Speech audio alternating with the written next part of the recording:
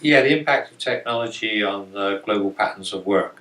Well, I think one of the impacts is it's accelerated offshoring in the last 15 years. I think technology has enabled places like India and the Philippines to accept a lot of back office work. I think it enables a lot more communication between continents and countries, which supports offshoring. I think secondly, it's developed a whole labour market around it, designing, developing and introducing and exploiting the technology. I think thirdly, the technology creates its own problems. So the most obvious one would be sort of cybersecurity. The cybersecurity breaches in 2016 were worth about 450 billion US dollars, and the market for those services, which is all labor workforce, is about 150 billion US dollars. I've been studying service automation. My book, Service Automation, Robots and the Future of Work, points to the interesting question: does automation reduce the workforce in terms of global numbers? The interesting thing is that it's a much more complex and sophisticated in terms of what's happening than the headlines suggest. The headlines sort of equate automation with drastic decreases in the amount of labour. So the standard headline builds on an Oxford University study that says 47% of the labour force in the USA is on high risk of automation at some time in the next 10 or 20 years.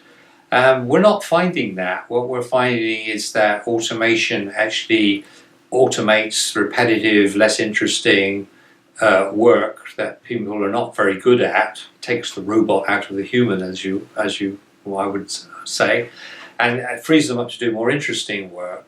And that's interesting because what I'm finding is a dramatic increase in work, the amount of work to be done in the last 5 years and stretching on to the future. That's partly fueled by the exponential data explosion. If you're increasing the amount of data in the world by 50% a year, then you've got an awful lot of work to be done trying to collect that, process it, use it. Then there's a massive increase in the amount of audit, regulation and bureaucracy going on, and it's been going on for 5 years and will continue in the future. That creates a lot of new work. That's not necessarily productive work, but it's mandatory work. So what I'm finding actually in my studies is that automation is being used actually to cope with the dramatic increases in work. And of course, a lot of the future of work studies that picture it, worst case scenarios here, don't assume a dramatic increase in work. They assume that the amount of work to be done is stable.